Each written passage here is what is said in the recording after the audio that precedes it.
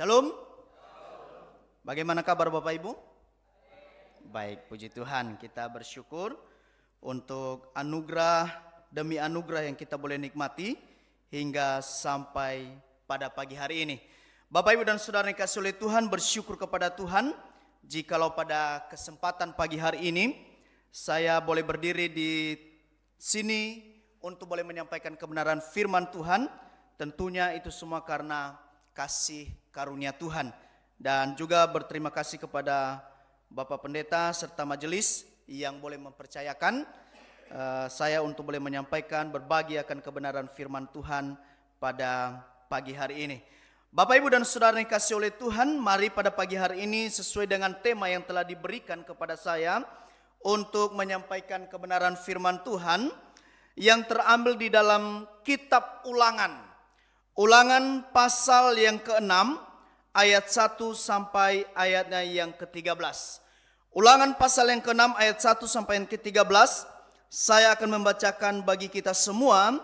Bapak Ibu dan sidang jemaat yang dikasihi oleh Tuhan memperhatikan dan menyimaknya di dalam hati masing-masing. Demikian firman Tuhan. Ayat yang pertama.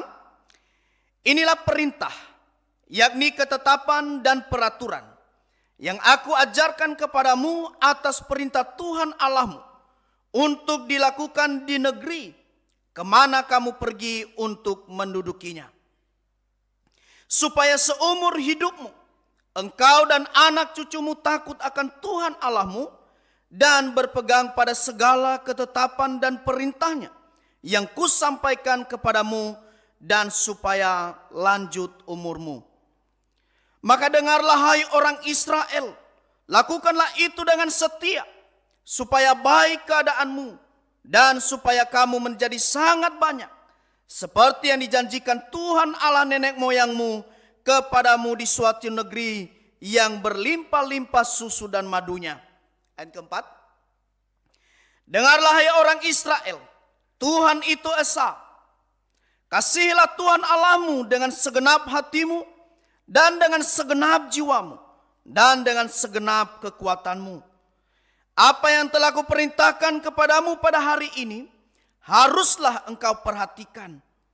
Haruslah engkau mengajarkannya berulang-ulang kepada anak-anakmu, dan membicarakannya apabila engkau duduk di rumahmu, apabila engkau sedang dalam perjalanan, apabila engkau berbaring, dan apabila engkau bangun. Haruslah juga engkau mengikatnya sebagai tanda pada tanganmu, dan haruslah itu menjadi lambang di dahimu. Dan haruslah engkau menuliskannya pada tiang pintu rumahmu dan pada pintu gerbangmu. Maka apabila Tuhan Allahmu telah membawa engkau masuk ke negeri yang dijanjikannya dengan sumpah kepada nenek moyangmu, yakni Abraham, Ishak dan Yakub, untuk memberikannya kepadamu kota-kota yang besar dan baik yang tidak kau dirikan. Rumah-rumah penuh berisi berbagai-bagai barang yang baik yang tidak kau isi. Sumur-sumur tidak kau gali, kebun-kebun anggur dan kebun-kebun zaitun yang tidak kau tanami. Apabila engkau sudah makan dan menjadi kenyang, maka berhati-hatilah supaya jangan engkau melupakan Tuhan yang telah membawa kamu keluar dari tanah Mesir, dari rumah perbudakan. Ayat 13. Engkau harus takut akan Tuhan Allahmu, kepada Dialah harus engkau beribadah, dan demi namanya haruslah engkau bersumpah. Amin. Demikian Bapak Ibu dan Saudara, sejauh pembacaan kebenaran firman Tuhan yang menjadi perenungan kita di pagi hari ini. Firman Tuhan berkata bahwa yang berbahagia adalah setiap kita yang mendengar serta melakukan firman Tuhan di dalam kehidupan kita hari lepas hari.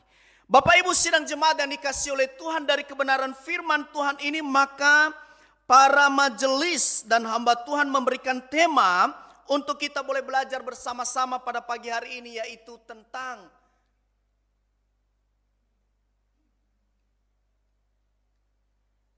tentang ajarkanlah berulang-ulang. ajarkanlah berulang-ulang. Bapak Ibu dan sidang jemaat yang dikasih oleh Tuhan, tugas atau perintah ini Tuhan berikan kepada umatnya, kepada manusia secara khusus. Kalau kita perhatikan di dalam konteks ini adalah berbicara kepada orang tua. Jadi tugas untuk mengajar, mendidik anak-anak adalah tugasnya orang tua. Lalu bagaimana dengan anak-anak atau pemuda?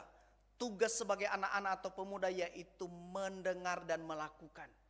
Nanti ketika mereka sudah menjadi dewasa, menjadi orang tua, maka tugas yang sama yang diperintahkan pada hari ini menjadi tugas mereka juga. Di mana mereka harus mengajar anak-anak mereka. Bapak Ibu dan sidang jemaat yang dikasih oleh Tuhan, kalau kita perhatikan bangsa Israel ini setelah mereka pulang dari perbudakan, maka firman Tuhan ini datang kepada mereka melalui Musa. Tuhan berfirman kepada bangsa Israel, ulangan ini adalah mengulang kembali kisah atau peristiwa yang telah terjadi di masa lalu. Maka Bapak Ibu dan Saudara, generasi yang masuk ke dalam tanah perjanjian atau tanah Kanaan adalah generasi yang muda, generasi yang butuh pengajaran yang kuat dari orang tua, dari sosok yang telah mendengar, mengalami sendiri bagaimana cinta kasih, bagaimana pertolongan Tuhan di dalam kehidupan mereka pribadi lepas pribadi. Dan khususnya di sini kalau kita perhatikan adalah tugas daripada orang tua. Mengapa generasi yang masuk ke dalam tanah Kanaan ini adalah generasi yang butuh pengajaran Bapak Ibu dan Saudara? Karena mereka ini adalah orang-orang yang hanya mendengarkan cerita. Kan ini kan ulangan, diulang kembali, diceritakan kembali kepada generasi yang muda. Bagaimana pertolongan Tuhan, bagaimana kasih Tuhan ketika Tuhan membawa bangsa Israel keluar dari Mesir. Itu kan hanya mereka dengar cerita. Maka namanya cerita ini Bapak Ibu dan Saudara, kadang-kadang cerita kita dengar hari ini, besoknya sudah lupa, betul? Maka perlu diajar berulang-ulang, tidak cukup hanya satu kali. Maka kalau saya katakan, setiap kita orang tua itu adalah sebagai guru bagi anak-anak kita. Amin.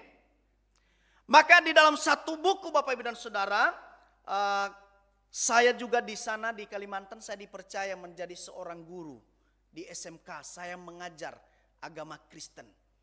Dan salah satu di dalam materi di situ dikatakan bahwa keluarga atau orang tua ini adalah merupakan pendidikan utama di dalam keluarga Kristen.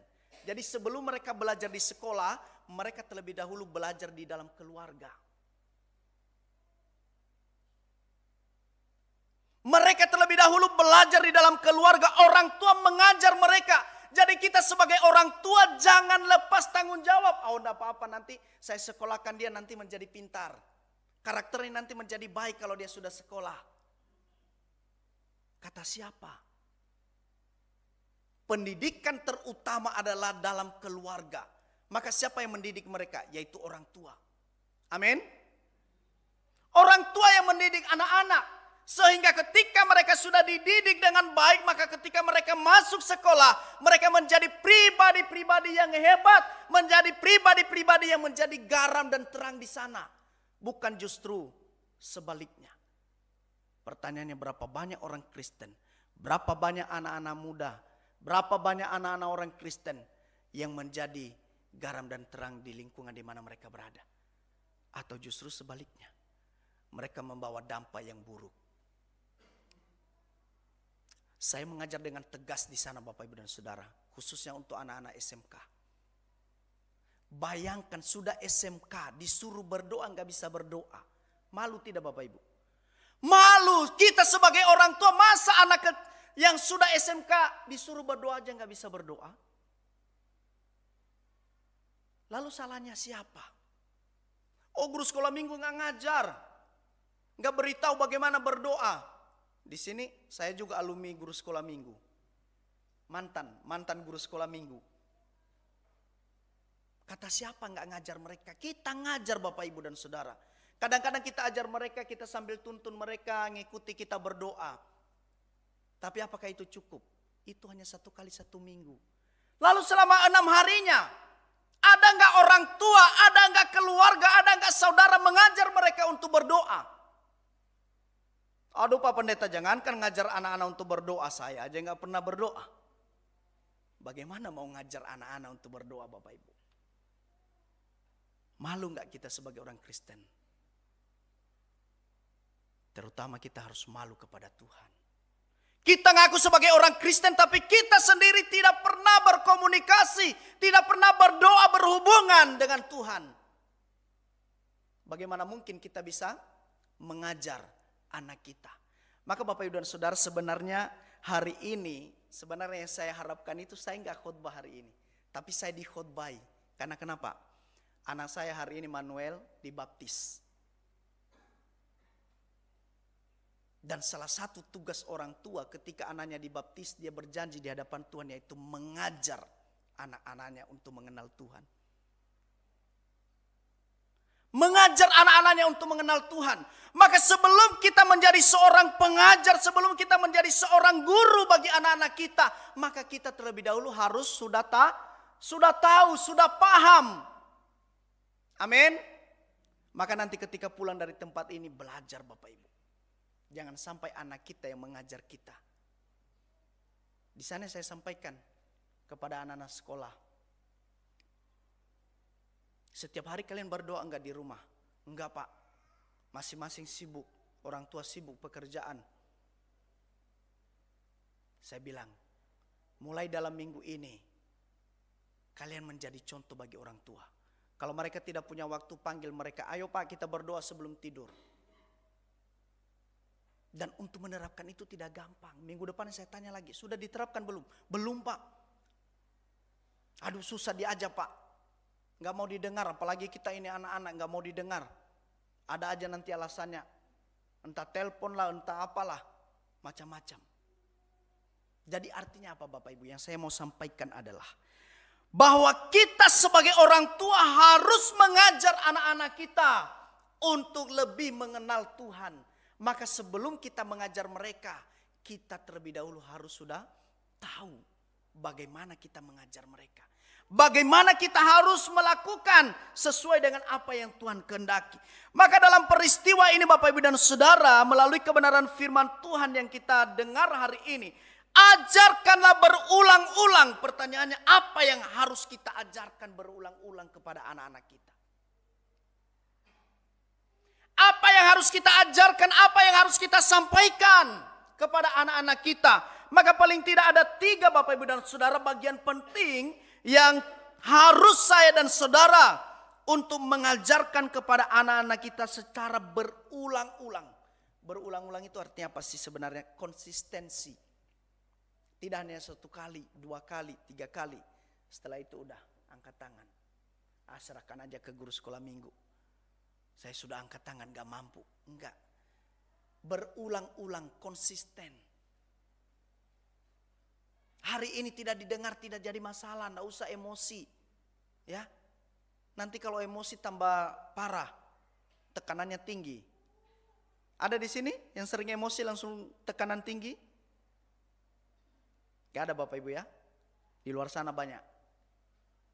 Ya, jangan sampai. Mengajarkan berulang-ulang. Apa yang harus kita ajarkan? Yang pertama Bapak Ibu dan Saudara, yang terpenting dalam kehidupan anak-anak kita dan kehidupan kita, yaitu mengasihi Tuhan Allah dengan totalitas. Apa yang harus kita ajarkan kepada anak-anak kita? Yaitu mengasihi Tuhan Allah dengan totalitas. Ayat yang keempat dan 5. Dengarlah hai orang Israel, Tuhan itu esa. Ayat yang kelima, kasihilah Tuhan Allahmu dengan segenap hatimu, dengan segenap jiwamu, dan dengan segenap kekuatan. Bapak Ibu dan Saudara, ini bicara tentang totalitas seluruhnya. Seluruhnya hidup kita harus mengasihi Tuhan. Mengasihi Tuhan dengan segenap hati. Artinya apa?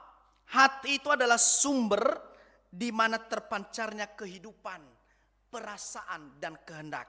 Itu sebabnya Amsal katakan, Salomo katakan, jagalah hatimu dengan segala kewaspadaan, karena dari situ terpancar kehidupan.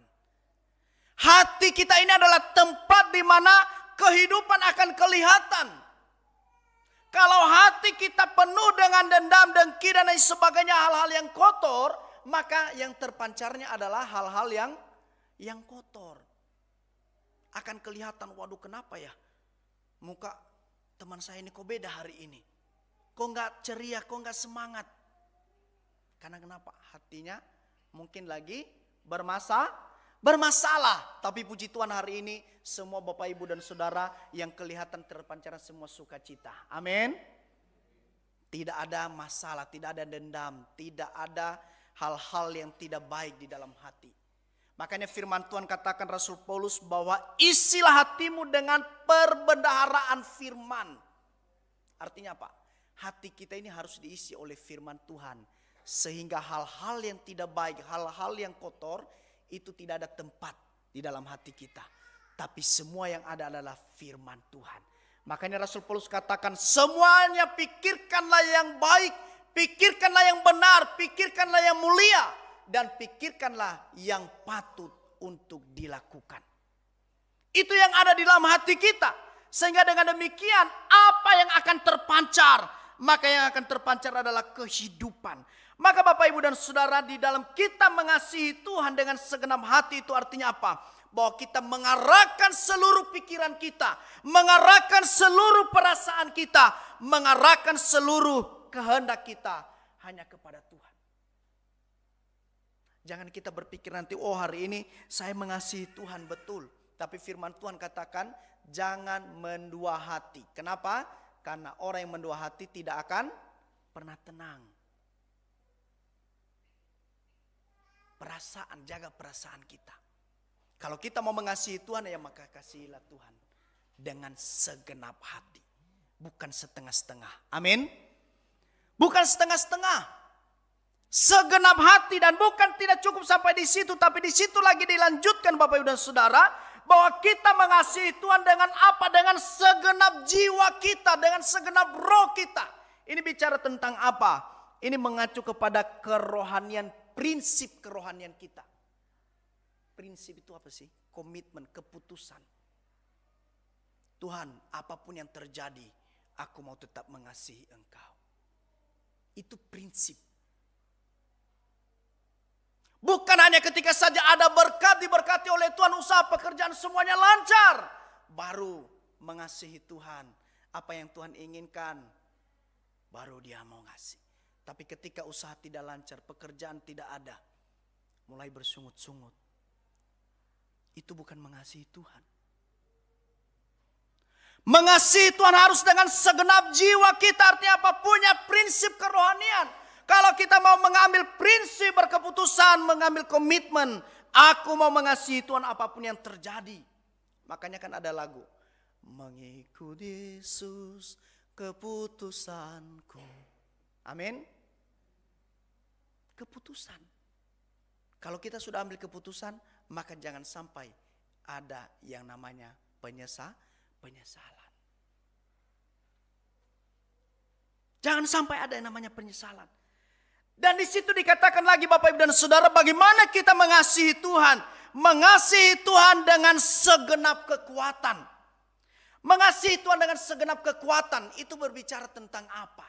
Berbicara tentang kemampuan fisik kita untuk mengasihi Tuhan. Itu sebabnya Bapak Ibu hadir hari ini. Itu sebagai bentuk, sebagai wujud bahwa Bapak Ibu mengasihi Tuhan. Amin. Kalau tidak mungkin sudah sibuk. Aduh, saya lagi ada pekerjaan ini. Aduh, tadi malam ngantuk ini. Sampai jam berapa enggak tidur. Betul? Tapi karena rasa cinta kita kepada Tuhan, bagaimanapun capeknya, bagaimanapun ngantuknya, kita mau ambil keputusan untuk mau datang beribadah. Amin. Itu rasa cinta kita. Itu berbicara tentang kemampuan fisik kita. Dan tidak hanya cukup di situ, itu bicara tentang waktu. Tapi segala sesuatu yang ada pada kita, termasuk harta benda kita, kita gunakan untuk mengasihi Tuhan. Tuhan memberkati kita bukan tanpa ada tujuan. Tuhan memberkati kita, mempercayakan segala berkat yang ada pada kita untuk memuliakan Dia. Makanya itu di dalam Katekismus Westminster, tujuan utama hidup manusia adalah untuk memuliakan Tuhan dan menikmatinya. Jadi artinya apa Bapak Ibu dan Saudara? Bahwa ketika kita diberkati oleh Tuhan, maka gunakanlah semuanya itu kekuatan fisik. Ketika Tuhan berikan kita kesehatan, maka gunakanlah itu untuk mengasihi Tuhan, datang beribadah kepada Tuhan. Jangan sampai nanti ketika sudah tidak kuat, baru nyesal. Aduh, kenapa ya Tuhan, ketika aku masih kuat, aku menggunakan waktuku dengan sembarangan. Tidak ada waktu untuk beribadah kepada Tuhan. Tapi ketika sudah gak kuat lagi, berbaring di tempat tidur, baru punya keinginan. Tapi fisiknya sudah lemah. Maka selagi Tuhan beri kesempatan kepada kita untuk bisa bernafas, punya kekuatan fisik, punya harta benda yang Tuhan percayakan bagi kita, maka gunakanlah itu untuk mengasihi Tuhan dengan segenap kekuatan kita. Amin. Gunakanlah itu untuk dengan segenap kekuatan kita untuk mengasihi Tuhan. Jadi inilah perintah yang harus kita ajarkan kepada anak-anak kita Bapak Ibu dan Saudara. Yaitu kita harus mengasihi Tuhan dengan totalitas di dalam kehidupan kita. Baik itu dalam pikiran kita, baik itu dalam perasaan maupun dalam kehendak.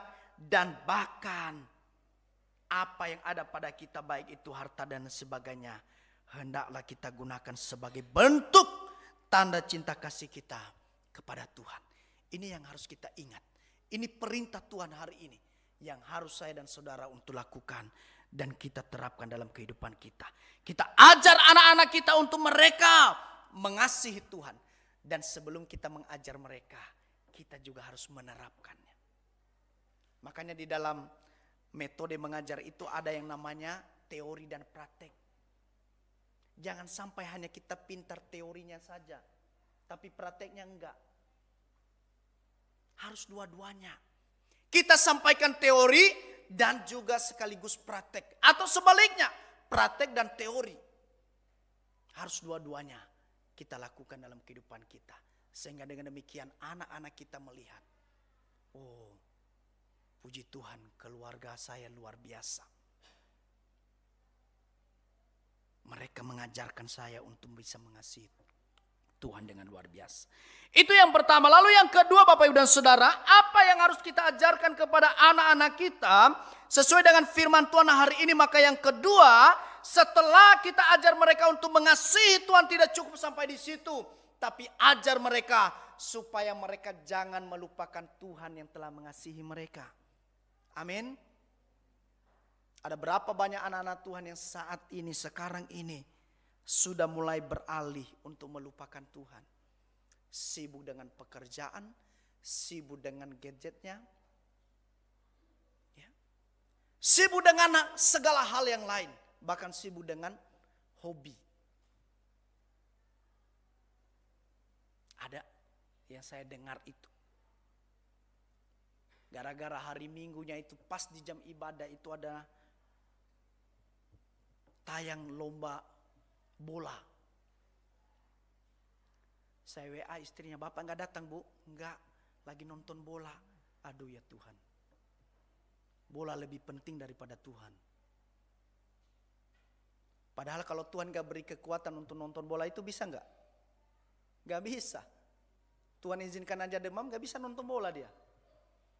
Ya kan? Jangan melupakan Tuhan. Ayat 12.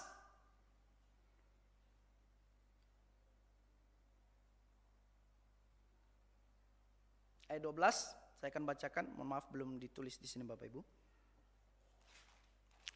Ayat 12 di situ dikatakan, maka berhati-hatilah supaya jangan engkau melupakan Tuhan yang telah membawa kamu keluar dari tanah Mesir, dari rumah perbudakan.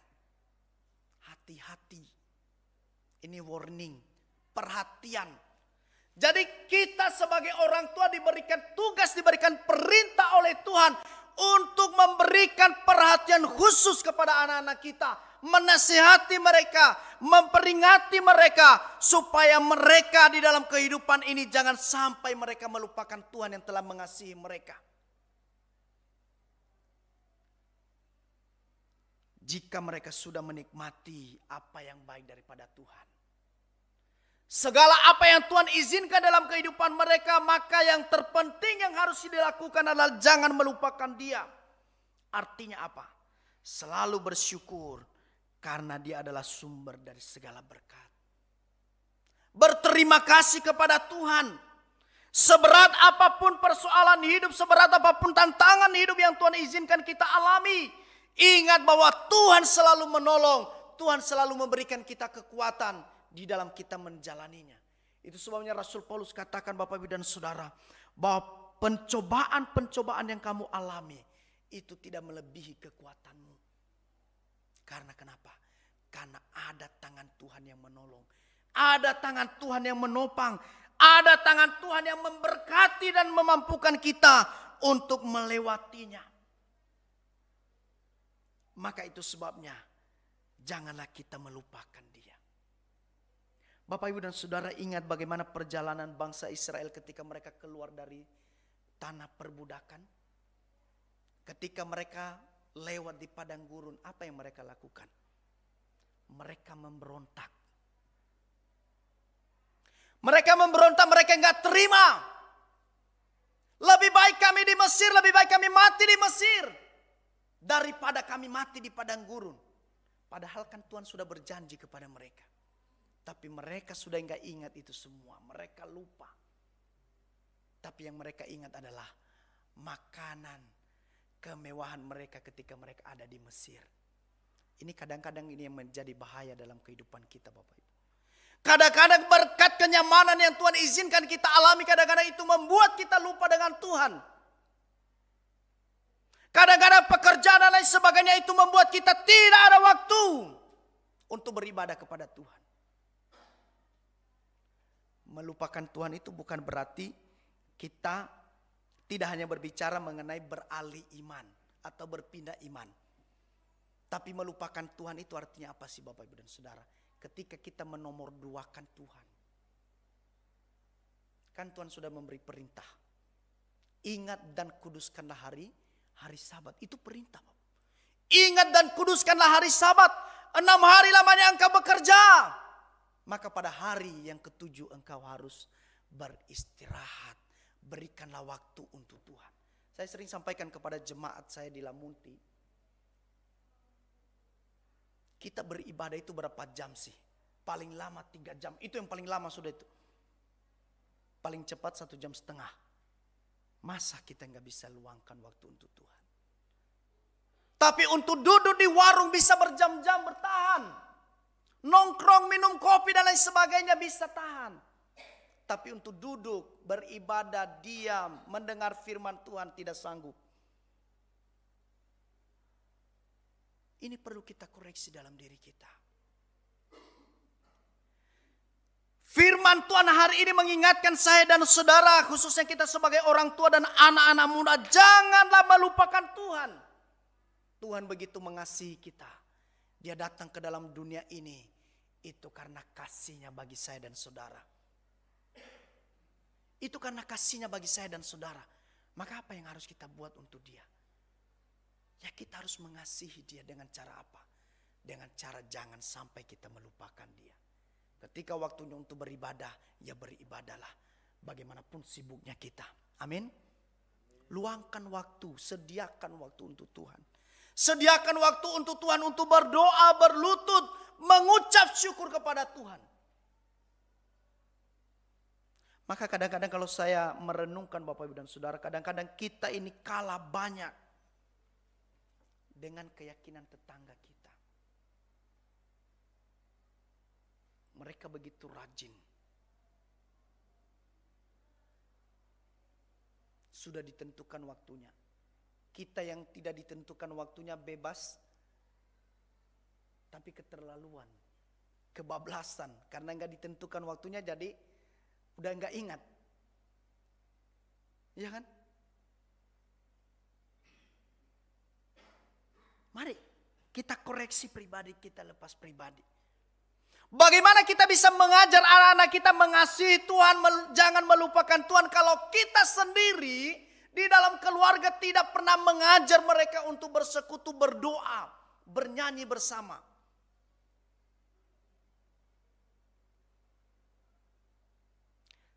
Selama saya di Surabaya ini beberapa hari, Bapak Ibu dan Saudara, saya mencoba bersama dengan anak saya Manuel.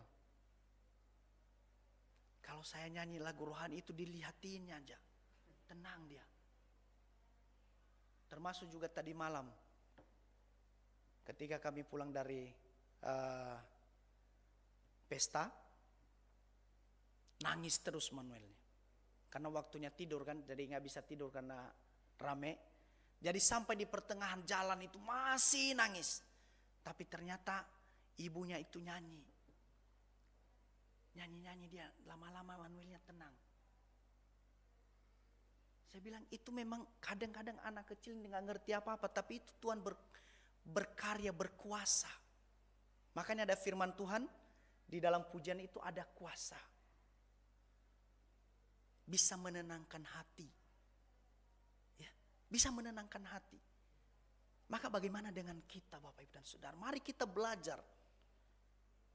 Bagaimana kita mengajar keluarga kita, anak-anak kita kalau di dalam keluarga tidak ada persekutuan. Tidak pernah berdoa. Ini tugas kita, ini tantangan kita. Jangankan setiap waktu. Ya. Belajar mulai hari ini. Ambil waktu, sediakan waktu. Ajak anak-anak kita untuk bersekutu, berdoa, dan lain sebagainya. Supaya apa? Apa nanti yang kita ajar kepada mereka, itu mereka tidak akan bisa lupakan. Karena kenapa? Kita terapkan sendiri. Ya. Kita terapkan sendiri di dalam kehidupan kita. Tapi kalau kita hanya omong tok, pasti nggak ada kuasanya Bapak Ibu. Betul tidak? Ah, Bapak sendiri nggak pernah berdoa. Kok suruh saya berdoa? Ya kan? Kadang-kadang anak-anak sekarang begitu Bapak Ibu. Protesnya itu luar biasa. Maka kita mesti hati-hati. Ya. Ayo datang ke gereja. Loh Bapak kok nggak datang? Ya kan? Nyuruh anaknya ke gereja tapi dia sendiri nggak mau datang ke gereja. Itu mendidik atau gimana? Itu bukan mendidik. Mendidik itu artinya apa sih? Kita harus menjadi teladan. Menjadi teladan bagi mereka. Sehingga dengan demikian apapun tantangan, seberat apapun persoalan hidup yang mereka akan alami ke depan, mereka akan tetap ingat Tuhan. Karena kenapa? Karena kita ajari mereka. Tantangan hidup sekarang ini Bapak Ibu dan Saudara tidak gampang. Tidak gampang. Baik itu di kota maupun di desa. Tidak gampang Bapak Ibu dan Saudara. Tidak gampang. Oleh karena itu peran orang tua untuk mengajar anak-anak kita berulang-ulang. Itu sangat penting. Ajar mereka supaya mereka jangan melupakan Tuhan. Apapun yang terjadi, masalah seberat apapun. Ingat Tuhan pasti akan ada dan memberikan jawaban serta solusi dari setiap persoalan hidup kita. Jangan biarkan anak-anak kita bergumul sendiri. Amin. Demikian juga anak-anak harus cerita ke orang tua. Saling berbagi, saling menguatkan. Kita ini satu tubuh. Betul? Kalau satu tubuh ini ibaratnya kalau kaki ya tidak berbicara atau berkomunikasi dengan tubuh kita yang lain. Betapa bahayanya kehidupan ini. Ya. Kaki kanan gak mau peduli dengan kaki kiri. Padahal kaki kirinya lagi sakit. Lagi luka. Ayo aja, jalan aja. Ini lagi luka, ini sakit. Jalan aja. Nah kan bahaya. Kita ini semua satu tubuh di dalam Kristus. Maka kita harus saling menguatkan satu dengan yang lain.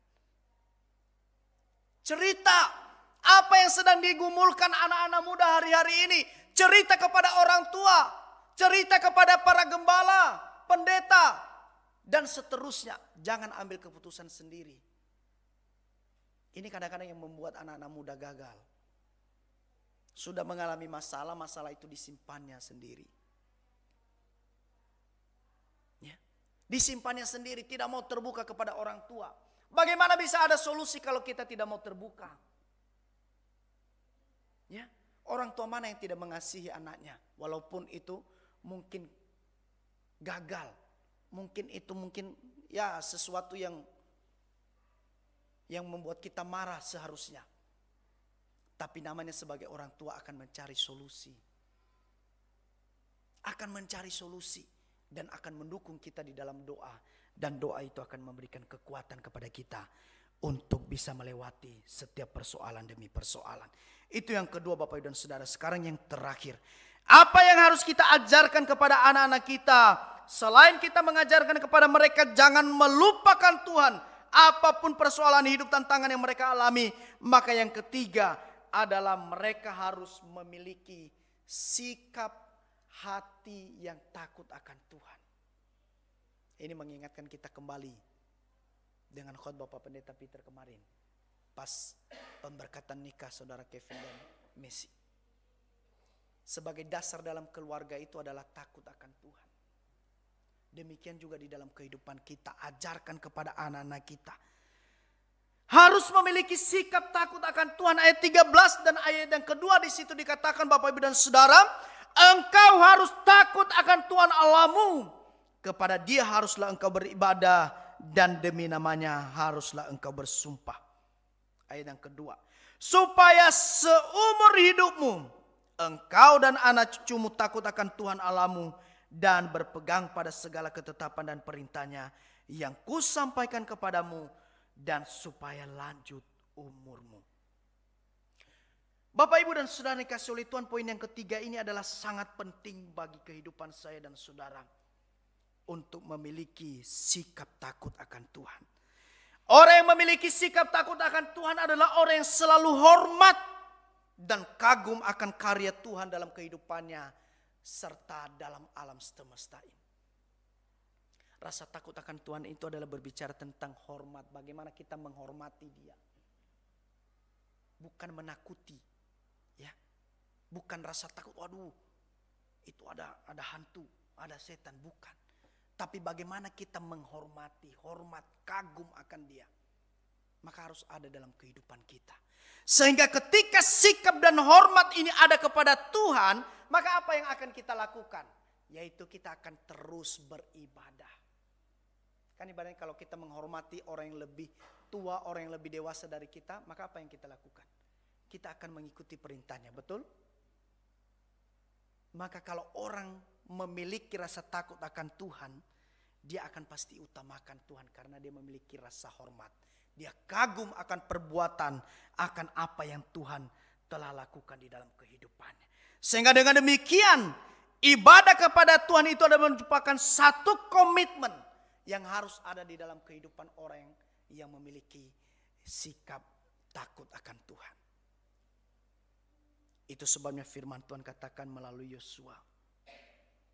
Ketika diperhadapkan dengan satu pilihan antara beribadah kepada Baal atau beribadah kepada Tuhan, maka dia berkata, aku dan keluargaku akan memilih untuk beribadah kepada Tuhan. Itu bicara tentang komitmen hati. Bagaimana dengan komitmen Bapak Ibu dan Saudara? Maukah kita untuk selalu beribadah kepada Tuhan sebagai rasa takut kita kepada Tuhan, sebagai rasa hormat kita kepada Tuhan, sehingga dengan demikian anak-anak cucu kita melihat, wow, luar biasa. Orang tua saya ini menjadi teladan yang baik. Menjadi teladan yang patut dicontoh. Bapak Ibu dan Saudara kasih oleh Tuhan, sebagai kesimpulan dari firman Tuhan hari ini kita telah mendengarkan perintah Tuhan. Ini bukan pilihan, tapi perintah Tuhan. Yang harus kita implementasikan, kita harus ajarkan kepada anak-anak kita di dalam kehidupan kita sehari-hari. Yang pertama, yaitu ajarkanlah mereka untuk bisa mengasihi Tuhan. Maka sebelum kita ajarkan mereka, kita juga harus menjadi contoh, menjadi teladan untuk mengasihi Tuhan. Kasihilah Tuhan dengan totalitas hidup kita. Jangan hanya setengah-setengah. Lalu kedua, ajarlah mereka supaya mereka jangan melupakan Tuhan. Ajar mereka lah dari usia kecil. Sehingga ketika nantinya mereka sudah dewasa, ajaran itu tertanam di dalam hati mereka. Makanya firman Tuhan ini dikatakan di situ kepada bangsa Israel, menjadi tanda bagi mereka. Menjadi tanda di tangan mereka, menjadi tanda di pintu rumah mereka. Ajaran daripada firman Tuhan itu. Maka hendaknya ajaran daripada firman Tuhan yang kita lakukan hari ini, biarlah itu menjadi tanda bagi anak-anak kita. Sehingga ketika mereka nantinya dewasa, mereka akan terus ingat. Sehingga mereka tidak akan melupakan Tuhan apapun keadaan yang mereka alami. Dan yang ketiga adalah memiliki sikap rasa takut akan Tuhan. Ini penting. Maka Bapak Ibu dan Saudara, apa yang terjadi ketika kita melakukan semuanya ini? Maka di ayat yang ke-6 di situ dikatakan, maka dengarlah hai orang Israel, lakukanlah itu dengan setia supaya baik keadaan. Maka ketika kita melakukan ketiga poin ini dengan setia, dengan konsisten, maka keadaan kita akan menjadi baik. Dan supaya kamu menjadi sangat banyak seperti yang dijanjikan Tuhan Allah nenek moyangmu kepadamu di suatu negeri yang berlimpah-limpah susu dan madunya. Artinya apa? Janji Tuhan akan tergenapi dalam kehidupan saya dan saudara. Amin. Bila kiranya firman Tuhan ini boleh menjadi berkat bagi kita. Tuhan Yesus memberkati serta memampukan kita untuk boleh belajar menjadi pelaku daripada firman Tuhan ini.